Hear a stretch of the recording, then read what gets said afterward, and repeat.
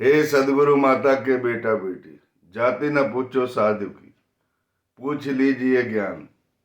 मोल करो तलवार का, पड़ी रहने दो म्यान। हे बेटा बेटी, आपके जो भी सदगुरु है वो मेरे सदगुरु, और मेरे सदगुरु और आपके सदगुरु में कोई भिन्नता नहीं।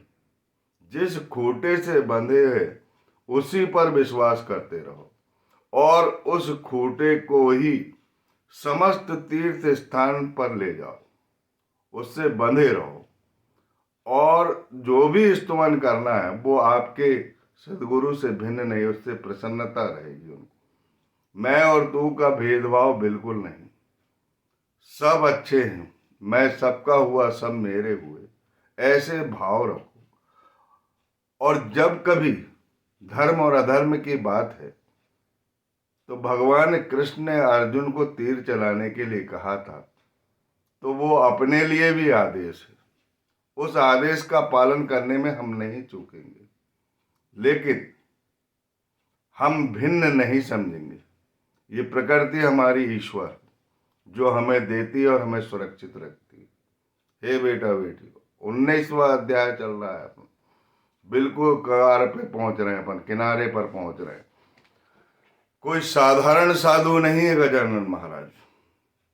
अन्न से प्रकट हुए जूठन से पशु पक्षी जहां खाते थे, जान राव को जान दिए, मृत्यु सैया पर लेटा हुआ जान राव को चरण तीर्थ से जान दे। आकोली के जहां पानी का एक बूंद नहीं था 12 वर्ष, वहां जलमग्न कर दिया मारवाड़ प्रांत की तरह। मधुमक्खी को आदेश दे दिया कि मेरे भक्त आ रहे हैं, चलो मेरे शरीर से उड़ जाओ और अपने छत्ते पर बैठ जाओ। सबने देखा ये चमत्कार। कीर्तनकार के घोड़े को, जो बहुत उपद्रवी था, नटखट था, उसकी टांगों के नीचे सोकर ब्रह्म ब्रह्म चैतन्य कहकर उसके स्वभाव में परिवर्तन ला दिया। नटखट गाय के स्वभाव में परिवर्तन ला दिया, अनेकों को महाराज बना दिया, त्र्यंबक को चिकित्सक बना दिया, बापुना काले को अपने शरीर में विट्ठल के दर्शन करा दिए। कैसी अद्भुत लीला है। कौन से साधु है ये? आत्मज्ञानी साधु है, ये साधारण साधुओं का काम नहीं। हे बेटा बेटियों, अहंकारी गांव में उत्पन्न हुए थे वो, जहां लड़ाई झगड़े और तमाशा के सिवा कुछ नहीं चलते थे, जहां रौब दिखाने, गरीबों को रौब दिखाना, अहंकार करना, अहंकार का जहां बोलबाला था, उस गांव में जाके प्रकट हुए और वेद ऋचाए ब्राह्मणों से पढ़ा पढ़ा कर उस गांव में सरस्वती का प्रवेश कर दिया। क्योंकि गणपति है ना नर्मदा का, लाल गणपति ले आओ। नर्मदा के किनारे पर ढेर दुकानें लगती है, लाल पत्थर मिलते हैं, छोटा सा लाल पत्थर ले आओ और उसे गणपति के पास रखो। गणपति और उसमें कोई भिन्नता नहीं। ये तुम्हारे जीवन को, तुम्हारे दुर्भाग्य से मुक्त करेगा और भवसागर पार करेगा। ये वचन है। 11वें अध्याय की, 19वें अध्याय हमारा चल रहा है, जिसमें तत्वज्ञानी संत उनसे मिलने आते हैं। जो अगली कथा है, धार के रंगनाथ स्वामी मिले और चरणों को प्रणिपात किया और क्षण भर में चले गए। और वासुदेवानंद सरस्वती जो दत्त अवतार हैं, जिन्हें दत्त की शक्ति है और पूर्ण कर्मकांडी, स्वच्छता का विशेष ध्यान, गजानन महाराज ने बाड़ा भाऊ को बताया कि मेरे गुरु बंधु आने वाले, पूरे मठ की सफाई करो, कहीं भी जरा सी गंदगी नहीं होना, जरा सा कागज का टुकड़ा या कपड़े का टुकड़ा बिल्कुल नहीं होना। और वो आए और आने के बाद दोनों ने एक दूसरे को देखा और देखने के बाद पल पर नमस्कार चमत्कार हुआ। कौन सा चमत्कार हुआ नहीं मालूम। बाड़ा बाबू देखते रहे और पल भर में चले गए। ये आत्मज्ञानी संत जो है योग से पल भर में कहीं भी प्रकट हो जाते हैं। इनकी प्रकट लीला हुई है गजानन महाराज। कभी रेलगाड़ी में बैठ गए लीला दिखाने के लिए, कभी प्रकट हो गए। बड़ी अद्भुत लीला, बड़ा चमत्कार। राजा राम कंवर को आधी रात में जाकर, डॉक्टर था, मुखिया था डॉक्टर का, अनेक दल आए थे इलाज कराने के लिए, शल्य चिकित्सा भी करे, पर इन्फेक्शन बढ़ते ही गया, जांग पूरी सूज गई और अर्ध रात्रि में बैलगाड़ी से बैठकर एक ब्राह्मण का रूप धारण करके बोले, मैं सेगांव से आया हूं, गजानन महाराज ने भेजा है, भाऊ को फोड़े पे ही उदी लगाओ, थोड़ी सी उदी जल में मिलाकर पिलाओ, उन्हें तो आराम होगा, और आराम हो जाएगा तो उन्हें सेगांव भेजना। रात में ही आराम हो गया उनको। जैसे ही उदी लगाए वैसे ही मवाद निकल गए और आधा लीटर से ज्यादा मवाद निकला। डॉक्टर लोग हतप्रत हो गए, आश्चर्यचकित हो गए। जो डॉक्टर की जितनी भी टीम थी सब गजानन महाराज के पास गई और चरणों को प्रणिपात किया और हमेशा हमेशा के लिए गुरु गजानन के ऋणी हो गए। वासुदेवानंद सरस्वती आए, पल भर में चले गए। बाड़ा भाऊ सबसे प्रिय भक्त गजानन महाराज का, हर पूजन में साथ में रहता था, शांत रहता था, मौन रहता था। भास्कर पाटिल को ईर्षा हुई, एक बार पिटवा भी दिया गजानन महाराज से। गजानन महाराज लीला दिखवाने के लिए पीटते थे, लेकिन बाड़ा भाऊ बोले कि मुझे तो पिटाई की नहीं हुई, मेरे शरीर में तो गुदगुदी हो रही, ऐसा लग रहा था मैं ईश्वर से खेल कर रहा हूं। बड़ी लीला है गजानन महाराज की। हे बेटा बेटी, अगर कोई परीक्षा दे रहे हो तो गुरु गजानन की याद कर लेना। परीक्षा का समय आ रहा है, झूठ नहीं बोलता। जो तुमने याद किया मुझे नहीं मालूम क्या याद किया क्या नहीं किया, लेकिन जहां माता सरस्वती और गणेश जी है वहां तुम्हें लक्ष्मी देने के लिए तुम्हारी नौकरी पक्की करेगी। बिल्कुल चिंता मत करो, चिंता त्याग दो। गजानन गुरु है ना, विश्वास करो, आपका विश्वास बढ़ाओ, प्रेम और भक्ति में तीव्रता लाओ, अपने हृदय में हृदयस्थ करो उन्हें और हमेशा साथ में रखो जहां भी जाओ। ये जरूरी नहीं कि फोटो रखोगे जब भी जाओगे, मन में भी रख सकते हैं आप, लेकिन जब भी तीर्थ जाओगे तो वो लाल पत्थर साथ में लेके जाना है और अपना उनका जो साहित्य बना, उनका चरित्र बना, जिससे धर्म को नुकसान नहीं होता, धर्म का पल्ला भारी होता है। उनकी परिधि में, उनके आभा मंडल में पाप नहीं होते। जहां वो पत्थर रहेगा, आपके जेब में भी रहेगा, जहां भी जाओगे आपके आजू बाजू पाप होने की कोई गुंजाइश नहीं रहेगी। इतने धर्मात्मा रहोगे आप। बाड़ा भाऊ पूछने लगे कि आपसे, आपके पास बैठे भी नहीं और आंख मिलाए और चले गए, नमस्कार चमत्कार हुआ, कुछ समझ में नहीं आया। गजानन महाराज कहने लगे कि बहुत गहन बात है और बहुत सारी बातें करके गए उन्होंने। अगर उस बात का वर्णन किया जाए, दासगढ़ महाराज ने लिखा कि ये साहित्य भर जाएगा। पल भर में जमाने भर की बात हो गई।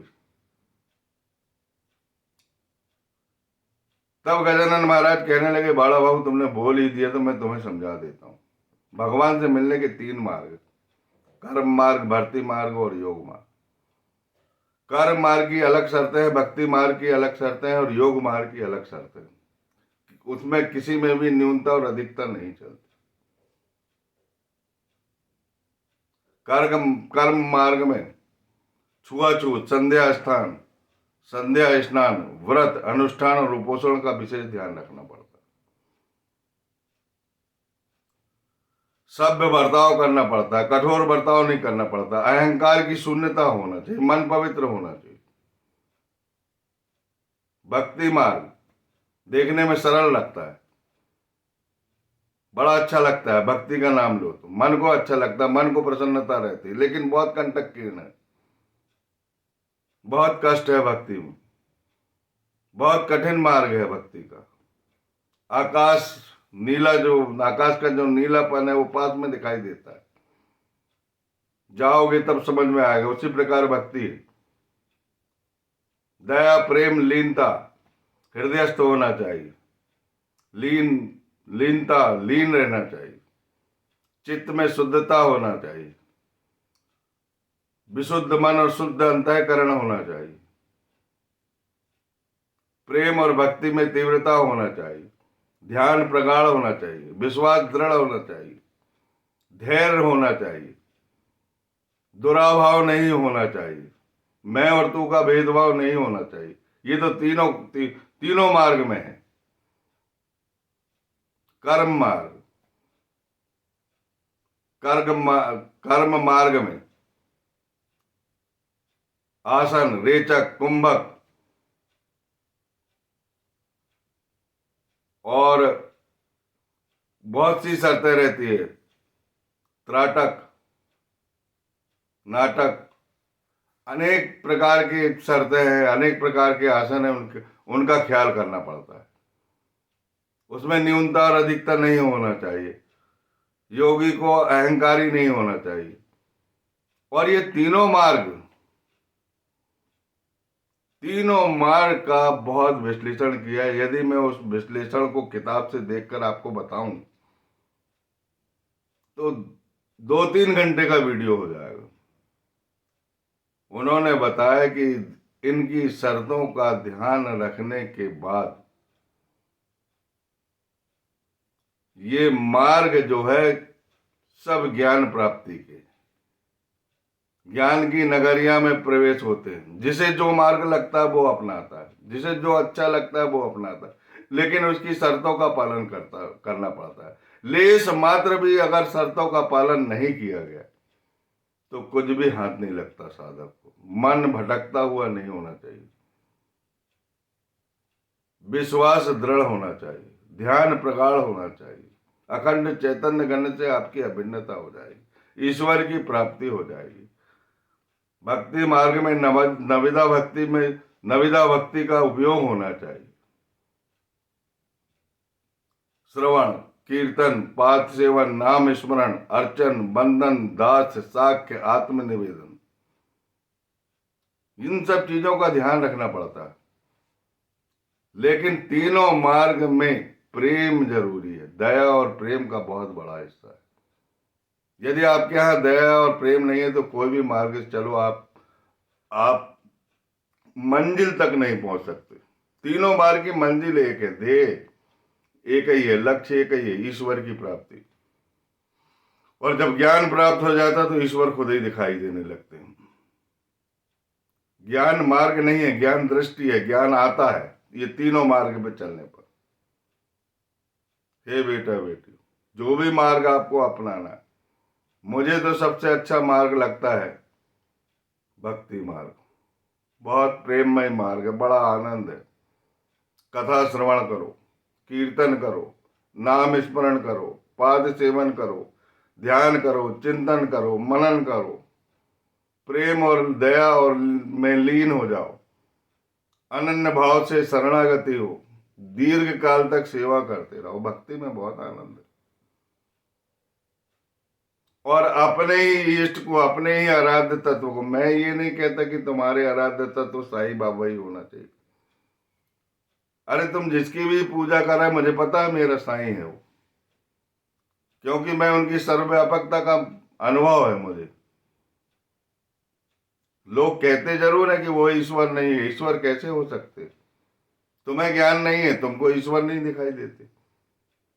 और मुझे ज्ञान है, तुम्हें भी मैं ईश्वर मानता हूं जो बुराई करते। मैं ईश्वर से अलग नहीं समझता। सब ईश्वर के पुत्र, एक ही माता के सब पुत्र हैं। और माता अपने पुत्रों का ख्याल करती है। जो अपराध करता है उसे रास्ते पे लाने का प्रयास करती है। अभी इस जन्म में नहीं आ रहा है रास्ते में, अगले जन्म में आएंगे, आना जरूर है। माँ के चरणों के अलावा कहीं सुख नहीं मिलता।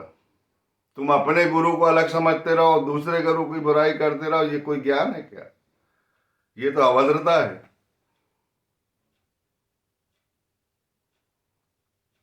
इसलिए गुरु को पाना है, गुरु गुरु गुरु को पहले पाओ, पहले ईश्वर की रट लगाओ।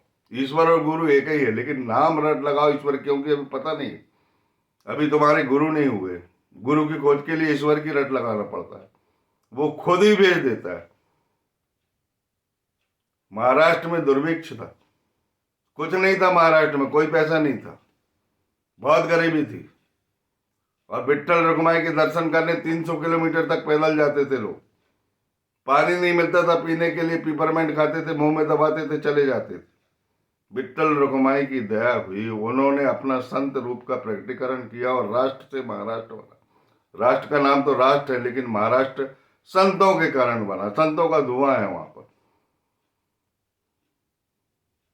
ये संत कोई छोटी मोटी चीज नहीं हो सकती। लोग कहते हैं संत हो सकते हैं, अरे संत क्या है, जरा संत को समझो, संत की परिभाषा समझो। इतने पढ़े, मैं तो अज्ञानी आदमी, पढ़े लिखे विद्वान तुम्हारे पास लाखों की भीड़ है, बहुत कुछ है तुम्हारे पास। भगवान ने तुम्हारा पुण्य काल उदय हुआ है, तुम पुण्य काल में वेद ऋचाएं पढ़ाओ, पूरे भारतवर्ष को सद्बुद्धि दो। गजानन महाराज ने सेगांव को सद्बुद्धि दिया, वेद ऋचाएं पढ़ा पढ़ा के, दक्षिणा देके, ब्राह्मण को खीर पूड़ी खिला के, आम का रस खिला के। ब्रह्म का वास होता है ब्राह्मणों के अंदर, करो दुर्बुद्धि का नाश।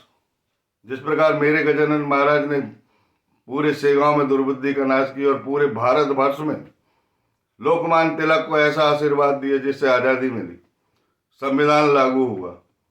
बोले थे हथकड़ियां भी पड़ेगी, लेकिन गीता का रहस्य निकल गया, और गीता के रहस्य से सबके मन पर बहुत प्रभाव पड़ा। सब कर्मवादी बन गए, कर्म को अच्छा समझने लगे, प्रेतवत राज्य को समझ गए, फिर परतंत्रता क्या होती है उसको समझ गए, और सबने मिलकर अच्छी शिक्षा मिलने के कारण देश को आजाद करा है। तुम देश को कहां पहुंचा रहे, जरा सोचो।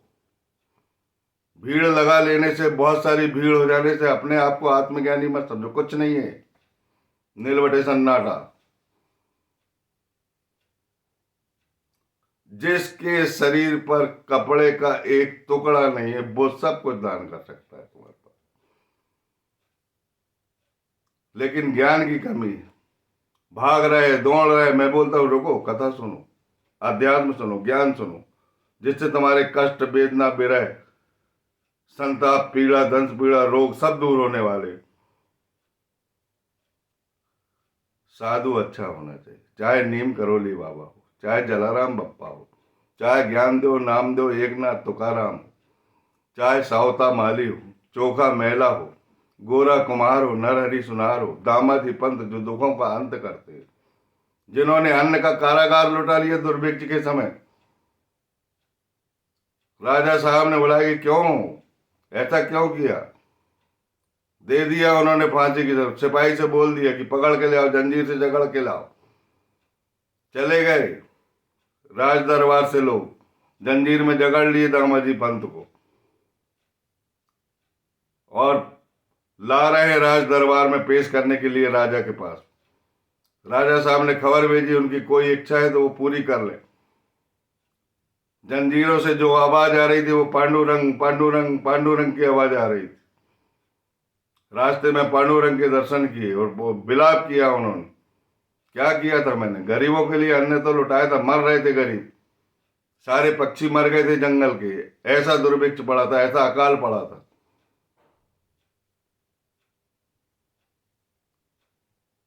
भगवान कृष्ण ने एक कलूटे का रूप धरा, एक नौकर बन के गया कि मैं दामाजी पंत का नौकर हूं और मुझे उनका कर्ज चुकाना। कितना कर्ज है आपका, सारा कर्ज चुका दिए उन्होंने। ऐसी लीला है कृष्ण कन्हैया। और वो देखते रह गया राजा। फिर राजशाही ठाटवाट से उसका स्वागत हुआ, दामाजी पंत को हाथी पे घुमाया गया। ऐसे ही भानुदास को जब विट्ठल को लेने गए थे, 9 लखा हार की किस्सा पिछली कथा में बताया था मैंने। उनके गले में गिर गया 9 लखा हार। उनको भी सूली पर चढ़ाने की आज्ञा हुई, विट्ठल दिख गए। तब भानुदास को हाथी में बिठा कर और विट्ठल को राजशाही ठाडवाड़ से लाकर पंढरपुर में फिर स्थापित किया देह उठने की आदर्श के दिन। उनके देव वापिस आ गए, क्योंकि विलाप कर रहे थे पंढरपुर में। द्वार से महागर्व पूरा सामने द्वार भरा हुआ था, जो कुछ मिलता था वहीं खाते थे, वो उनका भजन कीर्तन करते थे। 4 महीने भजन कीर्तन किए और उनके प्रभु वापिस आए। अब जब चले गए थे तो सो गए थे। तुकाराम महाराज जितनी भी साहूकारी थी सब वितरित कर दिए गरीब में। अमीर लोग इतने चालाक, इतने होशियार कि गरीब बनकर पीछे लग गए और ले लिए धन उनसे और विट्ठल विट्ठल करने लगे। भगवान स्वयं ने उन्हें रोटी खिलाई, उनकी पत्नी का कांटा निकाला, उनको गधे पर घुमाया गया। साधुओं का ऐसा अपमान होता है। जिस देश में साधु की इज्जत नहीं होती, धर्म की हानि होने लगती है, तब भगवान अवतार लेते। अवतार लेने के कई कारण। साधु जनों के परित्राण के लिए ही ईश्वर अवतार लिखता है और अपने चरित्र को स्थापित करता है और धरती का भूभार हल्का करता है। तीनों मार्ग सही है, लेकिन प्रेम चाहिए। मैं और तू का भेदभाव नहीं चाहिए। छोटा, गोरा, क्रूप, काला, पीला, ये सब नहीं चलता। सौंदर्य पे मत मरो। आत्मा को देखो, परमात्मा को देखो। आत्मा को देखोगे, आत्मज्ञान होगा, परमात्मा स्वयं मिल जाएंगे। हे बेटा बेटी, बड़े प्रेम से, बड़े प्राणपन से अपने सदगुरु की आराधना करो, जो तुम्हें इस भवसागर से पार लगाएगा। ये कुछ नहीं देने वाले। भीड़ भड़क्का में मत जाओ। आज कुंभ तीर्थ में जा रहे हैं, होगा तथ्यांश उसका। अमृत मिलेगा, कुछ पुण्य मिलेगा, साधु जन, अच्छे साधु के दर्शन हो जाएंगे, अच्छी बात है। लेकिन गजानन महाराज को देखो, आकोट में गंगा यमुना सरस्वती स्वयं आएगी। उस कुएं का पानी भर गए, फव्वारे फूट गए। पूरे गांव ने उस कुंभ का तीर्थ किया। गांव में कहाँ प्रयागराज और कहाँ आकोट। ऐसी लीला होती है साधु। और वो इतना ही नहीं करते, आपके जीवन के रक्षक भी हैं, आपका काम भी करते, आपकी नौकरी भी करते। सुनो कहानी आगे। पंड्या मारुति, मोर गांव का खेतीबाड़ी करने वाला, तिमाजी माली जात का एक नौकर रख लिया। रात को गधे घुस गए खेत में। गजानन महाराज का मारुति पंड्या परम भक्त था। 10, 20, 50 गधे खेत में घुस गए और ज्वार खाने लगे। जो अनाज इकट्ठा था वो खाने लगे और तिमाजी सो रहे थे माली। गजानन महाराज गए और तिमाजी को जगाए, देखो खेत में गधे घुस गए, निकालो। स्वप्न में प्रकट हुए, स्वप्न में जगाए, उसकी पीठ थपथपाए। ऐसे होते साधु। आधी रात को आपके काम की भी रक्षा कर रहा है, आपके धन की भी रक्षा कर रहा है, आपके शरीर की भी रक्षा कर रहा है। हे बेटा बेटी, प्राणपन से, आत्मा से दीर्घ काल तक तकलीफ सहते हुए, जो भी तकलीफ आती है, जो भी मानसिक विकार आता है, सबको पी जाते हैं अपने गजानन महाराज। सारे कष्ट से तुमको निकालने वाले, ये मेरी गारंटी, मेरा वचन। अच्छा जीवन देंगे आपको, प्रशस्ति बढ़ेगी आपकी, सारे कष्टों से मुक्त रखेंगे।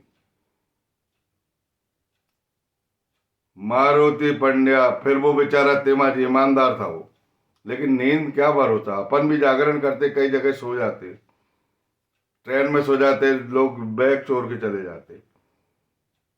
लेकिन कौन रक्षा कर रहा है अपनी? आपके सदगुरु सही है तो आपका बैग चोरी नहीं जाएगा कभी। आप सच्चे आराधक बनो। जिस तरह मारुति पंड्या की रक्षा करने के लिए, तुम्हारी रक्षा करने के लिए भी आएंगे, तुम्हारी रक्षा करेंगे।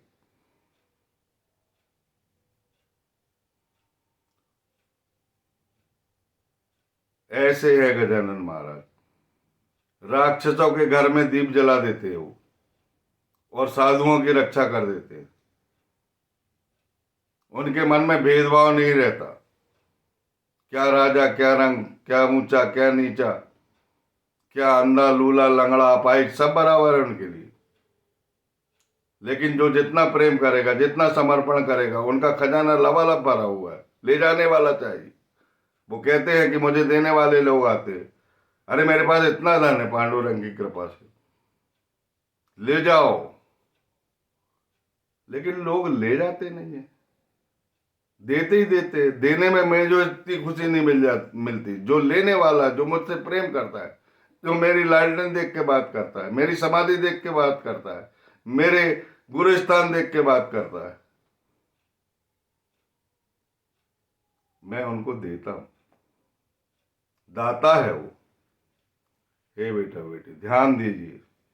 जो भी, जिस खूटे से भी आप बंधे, जिस आराध्य से भी आप बंधे, उसी आराध्य को सब जगह देखो आप। ये मत बोलो कि ये शंकर जी और मेरे आराध्य ये। हे भगवान, तुम मेरे आराध्य से भिन्न नहीं हो। मुझ पर दया करो, मुझ पर कृपा करो। मैं आपके नाम की जय जयकार करता हूँ और मैं फलानी परीक्षा देने वाला हूँ। मेरे साथ चलकर मुझे लिखवा दीजिए, कोई चीज भूल ना जाऊं। मन कर्म वचन ध्यान जो लावे, सोई हमें जीवन पल पावे। सबके पास जाओ ना, किसी से भेदभाव क्यों रखते हो? मेरा ही भगवान अच्छा है, दूसरे का भगवान बेकार है, ये कभी गलत बात है, अज्ञानता है। मारुति पंड्या आता है और वो सोचता है मन ही मन में कि मैं बताऊं कि नहीं, बताऊं कि नहीं, बताऊं कि नहीं। लेकिन सच्चा नौकर था। आजकल के नौकर सच्चे नहीं है, झूठ झाठ बोल देते। तुम अपने मालिक से वफादारी नहीं करते तो तुम्हारा ईश्वर कैसे प्रसन्न होता? अपने मालिक की लीला, अपने ईश्वर की लीला को समझो। वो तुमको पाल रहा है। ईमानदारी से काम करो, बहुत बरकत होगी तुम्हारे काम में। ऐसे ही तिमाजी ईमानदार था वो। उसने बोला कि भले ही नौकरी से चल जाऊंगा, लेकिन ईमानदारी से बताऊंगा कि मेरी नींद लगी थी और गधे ने बहुत नुकसान पहुंचाया और बहुत सा अनाज वो कर दी। तिमाजी के पास आते हैं मारुति पंड्या और वो बताने लगता है कि मुझसे गलती हो गई। बोले कोई गलती वलती नहीं, मैं अभी सेगांव जा रहा हूँ, गजानन महाराज से बात करूँ। काहे की गलती हो गई? इतनी जल्दी में था। गजानन महाराज ने उसकी मानसिकता को इतनी तेज कर दी कि उससे बातें ही नहीं हो पाई। गजानन महाराज ने भेद खोल दिए। फिर वहां गए, गजानन महाराज के चरणों को प्रणिपात किया और गजानन महाराज बोले कि कैसे नौकर रखते हो तुम? मुझे 2 बजे रात को तुम्हारे खेत में जाना पड़ा और तुम्हारे नौकर को जगाना पड़ा और गधे को भगाना पड़ा। मैं तुम्हारे खेत की भी रक्षा करता हूं। हे बेटा बेटो, इस तरह की रक्षा होगी आपकी। जिस खूटे से बंधे हो, जिस गुरु से बंधे हो, उन्हीं पे ध्यान दो, उन्हीं में ईश्वर है। ऐसा नहीं सोचो कि गलती हो गई। अगर गलती हो गई ऐसा मानते हो आप, तो सब ब्रह्मार्पण करो और सच्चे आत्मज्ञानी जिसके पास कुछ नहीं है वो तुमको देगा, भरपूर देगा। सरस्वती आएगी, लक्ष्मी आएगी। अष्ट सिद्धियां भगाओगे तो घर से भागेगी नहीं। सब सब अनुकूल परिस्थिति बनेगी। तब वो मारुति पंड्या कहने लगा कि मैं अभी जाके निकाल देता हूं महाराज, क्षमा कीजिए। बोले नहीं नहीं नहीं नहीं, उसको नहीं निकालना, बड़ा ईमानदार है वो। दिन भर सोचते रहा कि मेरे मालिक को मैं क्या कहूं, मुझसे गलती हो गई। पश्चाताप रोया है उसने, उसके आंसू टपके उस खेत में।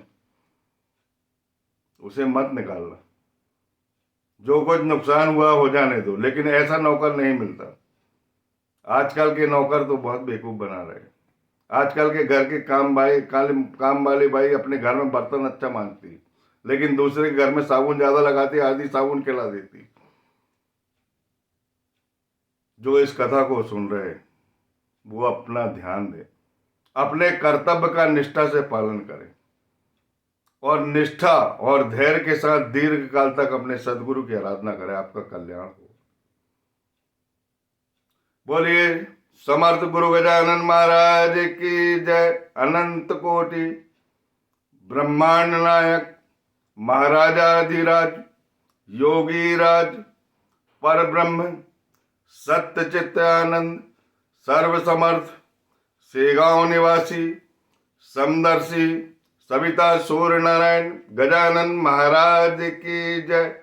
जो इस कथा को सुनेगा वहां आनंद और परमानंद की वर्षा होगी। अनिष्ट कभी नहीं होगा। आसानी से भवसागर जाओगे। परीक्षार्थी परीक्षा में पास होंगे। गुरु के प्रति विश्वास बढ़ेगा। भक्ति और प्रेम में तीव्रता आएगी। ध्यान प्रगाढ़ होगा। विश्वास दृढ़ होगा। नाम स्मरण चिंतन मनन सब चलेगा। पूजा पाठ सब होगी। सिद्धियां उनके घर में आएगी। लक्ष्मी उनके घर में आएगी, क्योंकि नर्मदा का लाल गणेश है अपना सदगुरु। तुम्हारा सदगुरु जो भी है उन्हें भी वही मानो, भिन्न नहीं है वो। और जहां गणपति है वहां लक्ष्मी और सरस्वती की वर्षा होगी। और जहां वहां वर्षा होती है वहां अनिष्ट कभी नहीं होता। सारा जीवन सुखमय हो जाता है। इसीलिए सबसे निवेदन है, सुख को पाओ और दुख को छोड़ो। दुख दूर करने वाले हैं ये। और हो सके तो अपने गांव में वेद ऋचाएं पढ़वाओ, सरस्वती आएगी। जो सक्षम है, गांव का पटेल है, मुखिया है, थोड़ा बहुत पैसा है, वहां वेद ऋचाएं पढ़वाई जाए और ब्राह्मणों का आम का रस खिलाया जाए। थोड़ी थोड़ी जो भी यथाशक्ति दक्षिणा दी जाए। उनके अंदर ब्रह्म का वास है और वो तुम्हें आशीर्वाद देंगे। यानी परमात्मा से ऊपर से आकाश से पुष्प बरसेगा उस गांव में। जब गांव सुधरेगा तो देश सुधर जाएगा और आध्यात्मिक जगत में ऊंचा स्थान पाएगा। बोलिए समर्थ गुरु गजानन महाराज की जय।